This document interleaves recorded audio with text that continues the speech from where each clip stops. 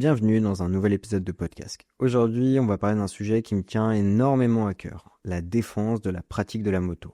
Alors que vous soyez en 450 NK ou en Multistrada V2S, V à vous, installez-vous tranquillement pour suivre cet épisode de podcast.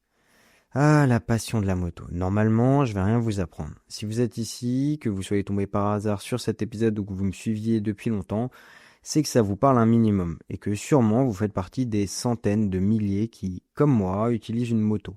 Et ça, que ce soit tous les jours ou juste pour faire une petite balade le dimanche.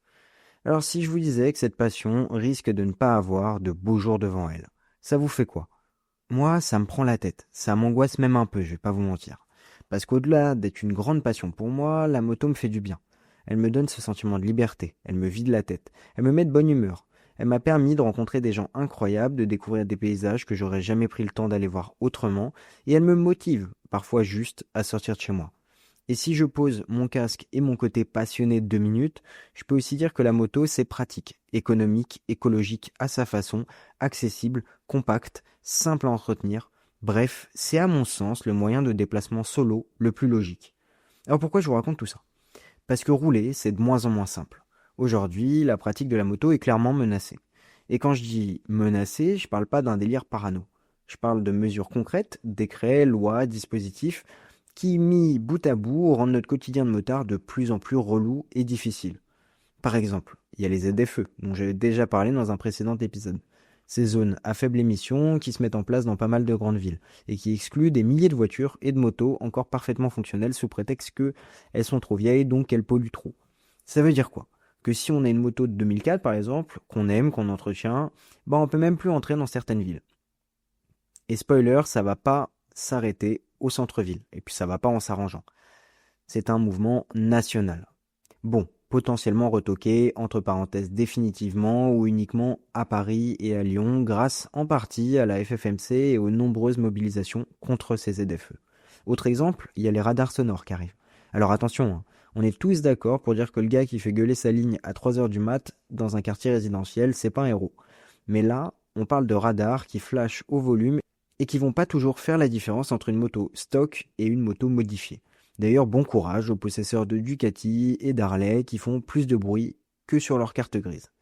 Ajoutez à ça le contrôle technique, la fin de certaines aides au permis, les restrictions de circulation à venir, les nouvelles normes euro machin, la non-homologation de l'E85, les prix du carburant qui flambent, sans oublier les stationnements payants pour les 2 roues. Je vous fais pas un dessin, on nous met clairement des bâtons dans les roues. Mais alors pourquoi toutes ces mesures? C'est ça le plus dur à avaler, parce que dans le fond, en grande majorité, on n'est pas contre l'écologie, bien au contraire, ni contre le respect des gens. Mais le problème, c'est qu'on met tous les motards dans le même sac, en mélangeant bien avec les scooters, les délinquants, et j'en passe.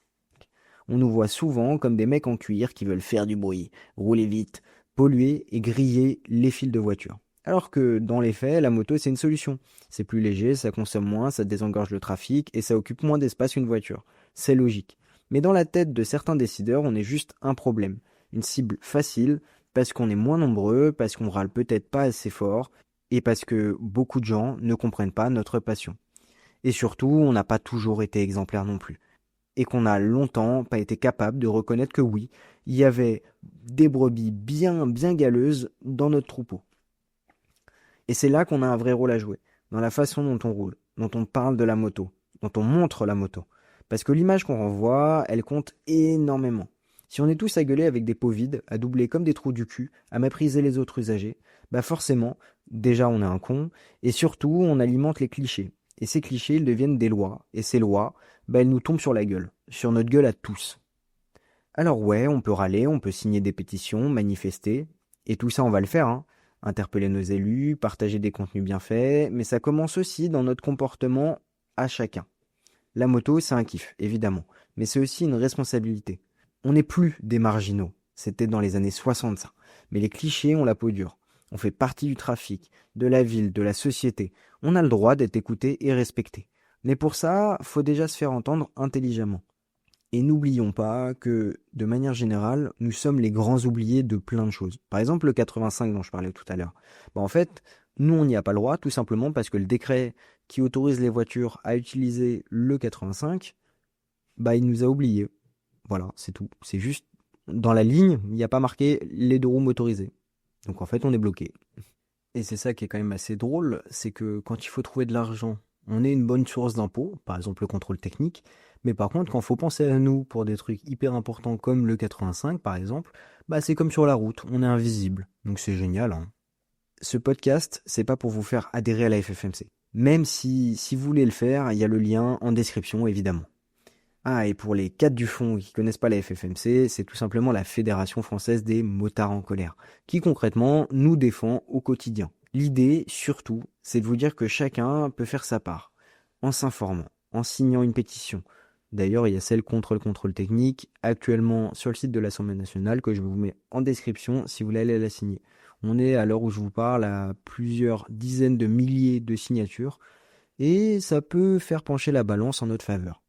Mais on peut aussi faire sa part en allant rouler à une manif, en partageant une vidéo sur les réseaux sociaux, en parlant à ses potes, en envoyant un message à son maire, son député, son sénateur, en éduquant les autres à ce que c'est vraiment être motard, à engueuler ses potes quand ils font de la merde à moto, les soutenir s'il y a un drame, et tout simplement continuer au quotidien d'être solidaires entre nous. En se disant bonjour, en s'arrêtant pour proposer son aide à une moto au bord de la route, en gros, essayer de développer au maximum les côtés positifs pour essayer d'effacer, gommer les quelques cons de notre communauté. Moi, je bosse à la FFMC. Je vous le cache pas, je m'en vante même. Et en bossant là-bas, j'ai pris une claque de fou. J'ai découvert la montagne de galères qui menacent notre pratique. Et j'ai aussi découvert combien de fois on a évité le pire, juste parce que des gens se sont bougés, comme la FFMC. Ont refusé de ployer le genou. Ouais, je regarde Game of Thrones, je suis désolé.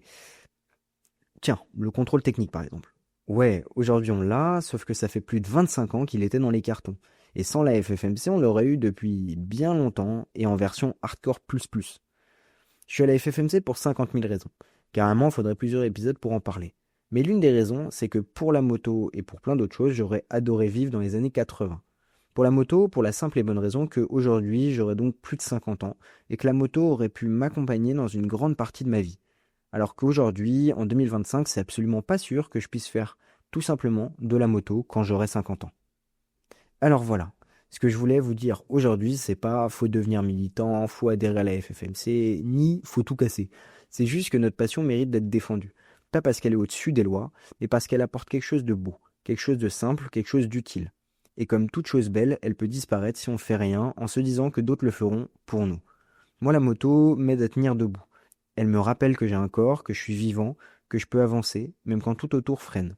Ça me motive à me dépasser au quotidien et même à faire ce genre de choses impensables, comme je l'ai fait il y a bientôt 2 ans en lançant ce podcast. Alors si vous aussi vous ressentez ça, si vous avez ce petit frisson quand vous tournez la poignée, ce sourire un peu con sous le casque, cette envie de vous lever pour rouler, ne laissez pas ça disparaître. S'il vous plaît, pour vous, pour moi, et même pour nos potentiels futurs enfants qui méritent tout simplement de connaître ce bonheur et ces sensations que la moto procure, renseignez-vous, parlez-en, faites du bruit, mais du bon bruit, celui qui réveille les consciences, pas les voisins à minuit. Et surtout, restez fiers de votre passion, restez curieux, solidaires, et évidemment restez en selle. Ouais, j'avoue, je suis pas peu fier de l'épisode, ouais. Ouais, le dernier épisode de la saison 2 de podcast, il est vraiment pas dégueu quand même, hein. On va pas se mentir. Bref, dernier épisode de la saison 2, comme dit précédemment. Donc voilà, on se retrouve bientôt à la rentrée pour la saison 3. Et potentiellement un prochain épisode d'Acas couvert avec un invité et pas des moindres. Mais c'est en cours. On travaille dur pour pouvoir arriver à ce résultat-là. En tout cas, on restera sur la même formule, à savoir 2 épisodes par mois, d'épisodes classiques. Et quand j'ai le temps, et quand j'ai les invités, et quand j'ai les sous, bah tout simplement un épisode d'Acas couvert. Voilà, et évidemment, la saison 3 apportera son lot de nouveautés, un nouveau petit format qui devrait pas tarder à arriver. Voilà, donc je suis pas peu fier aussi, qui va pousser un peu plus mon boulot. Bref, je suis trop content. Encore une fois, merci à vous de me suivre, soit depuis 1 mois, soit depuis 6 mois, soit depuis 2 ans. C'est trop cool. On continue de grandir petit à petit. Je reçois énormément de messages hyper positifs et ça fait un bien fou. Genre, rien que l'exemple des stickers podcast où en fait j'en ai envoyé une trentaine, ça me rend complètement dingue. Je me dis, il y a 30 personnes partout en France qui m'ont écouté. Juste et qui m'ont écouté et qui apprécient ce que je fais et ce que je propose et les échanges qu'on peut avoir par exemple sur Instagram pour se dire, tiens, je vais lui prendre un stickers et je vais le foutre sur ma moto ou n'importe où en fait. Bref, c'est une super aventure que je vis depuis 2 ans, qui est complètement dingue. Je rencontre des gens super fous, alors c'est aussi grâce à mon boulot, mais c'est une globalité de choses qui font que vraiment mon quotidien est très très cool depuis 2 ans. Voilà. Donc merci et vous inquiétez pas, c'est pas terminé. On se retrouve pour la saison 3 très très bientôt. Merci beaucoup d'avoir suivi cet épisode de podcast. J'espère profondément qu'il vous aura plu. N'hésitez pas à vous abonner et à partager l'émission si elle vous plaît. Et sinon, me faire part de vos critiques ou même de sujets dont vous aimeriez que je traite. Je vous souhaite à tous et à toutes de très bonnes vacances. Et surtout, veillez à vous!